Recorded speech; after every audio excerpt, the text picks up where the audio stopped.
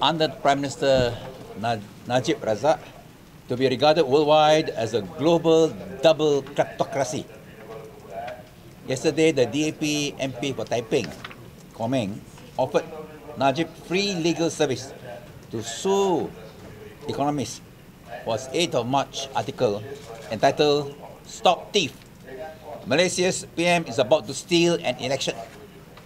I fully endorse this offer of free legal service from DAP, and Najib can choose any one of the following 9 DAP lawyer MPs to defend his reputation and that of the nation: Gobian, Komeng, Kuham, Kula, Lip Eng, Thomasu, Ni Chen, Rap Kapal, or Tang Ren. But it is almost a full week, and there's been thunderous silence from Najib, with no response whatsoever from Najib on the Economist article calling him a thief who is to steal the 14th general election, or the MSNBC television host Rachel Maddow, who called Najib a thief in the Rachel Maddow show program on March the 9th because of the international multi-billion dollar 1MDB money laundering scandal. Therefore, is Malaysia set under Najib to be known worldwide not only as a global kleptocracy, but as a global double kleptocracy? I want to ask Najib a direct question. Why speak on a multitude of issues in the last week, but keep silent on the allegations of global double kleptocracy? I had said 10 days ago that the 1MDB scandal had literally been raining cats and dogs worldwide, with bad news for Najib, the Malaysian government and the people, since the seizure of the Bombardier jet in Singapore in early February, followed by the seizure of the Equanimity luxury super yacht in Bali at the end of February, the CNBC special program on what happened to Malaysia, 1MDB money, on March the 1st, reports that the Wolf of Wall Street producers agreed to pay $60 million to the US Department of Justice in kleptocratic lawsuit settlement. Report that a top Republican fundraiser close to President Trump had asked as much as $75 million from Joe Low to get the US Department DOJ to stop investigating 1MD scandal. Malaysian officials, including ministers, deputy ministers, and the IGP, rushing to defend Jolo and the 1MDB scandal, like the IGP claiming that there is nothing to link Jolo with 1MDB, and Saleh claiming that there was no evidence the luxury super yacht seized by the Indonesian authorities and FBI is owned by Jolo, and the 2 international media organizations publicly calling Najib a thief, transforming Malaysia into a global double kleptocracy. Malaysia's reputation, international reputation, was further dragged through the mud this week, with the Swiss Parliament debating the motion tomorrow on the repatriation of funds to the people of Malaysia of some 400 million ringgit 1MDB linked funds confiscated from Swiss banks in the 1MDB scandal.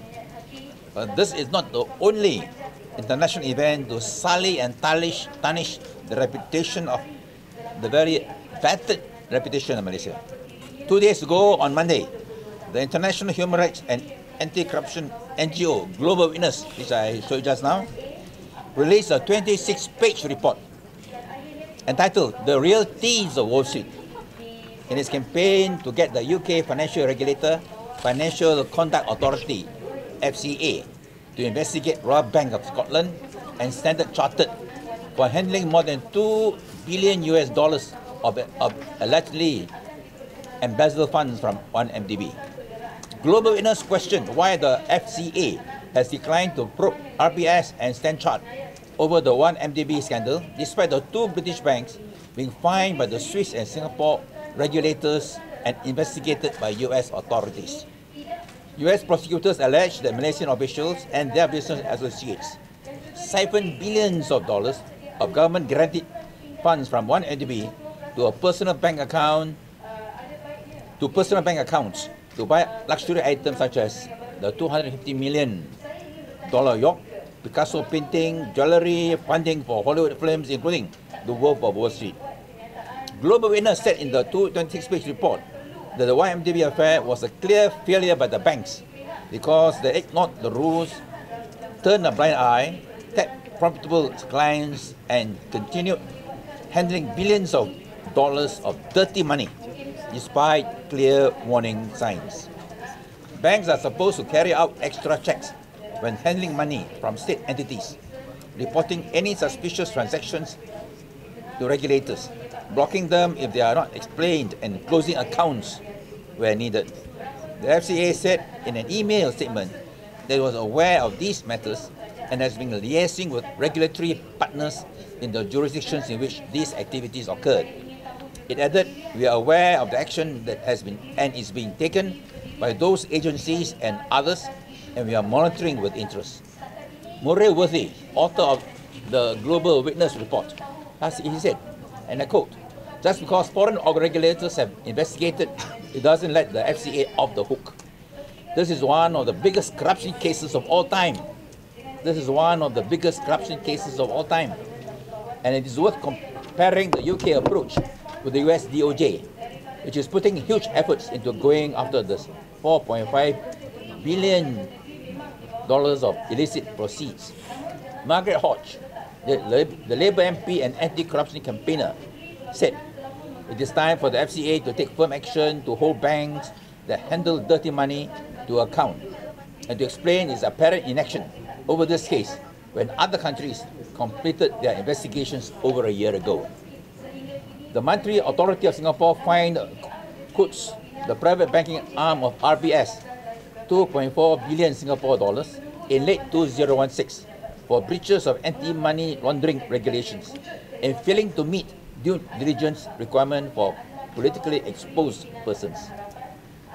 The Swiss banking regulator fined Coutts Swiss francs 6.5 million last year, finding that those responsible failed to follow up on these clear causes for concern over a high-risk $700 million transfer from one MDB in 2009, and instead chose to continue with a lucrative business relationship. RBS sold the international arm of Coutts in 2015.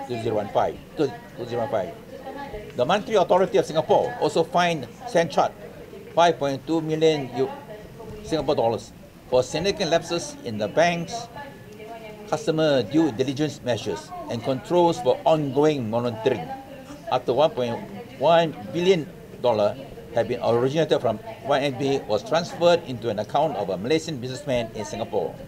Several other banks have been fined by Singapore regulators over the 1MDB scandal, including Credit Suisse, BSI, UOB, and Falcon Bank. US authorities have also investigated Goldman Sachs' role in handling bond issues for the Malaysian fund. But in Malaysia, we have ministers, deputy ministers shouting fake news about the 1MDB scandal, with Najib and the Malaysian government carrying on a charade that there is no such thing as a 1MDB scandal. Instead, the Najib government wants to have legislation and mechanism to clamp down on all references to the 1MDB scandal and shut off Malaysians from the world so that Malaysians are cloistered from the latest developments on the international 1MDB scandal. The meeting between the minister and the PM's department, Azalina, with the reps of internet giants, Facebook, Google, YouTube, Twitter, as well as the Asia Internet Coalition in Parliament 2 days ago, is part of this fake anti-fake news campaign. A two-pronged objective to suppress 1MDB developments as fake news in Malaysia and to empower the UMNO BN leaders, cyber troopers, Quinoa cyber troopers, to create and peddle fake news against the opposition with immunity and impunity. Azalina said that her meeting with reps of internet giants is to ensure that in the fake news bill that has been formulated, it is comprehensive and covers all aspects, and that it is proof that the government is inclusive in forming policies and laws. If so, why had Azalina not honoured her undertaking that the fake news bill will be formulated by a special committee involving MPs from both sides of the divide?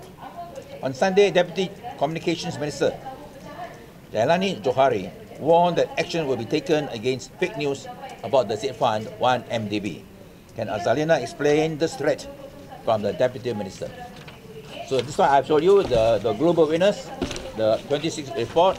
You can get it on the internet.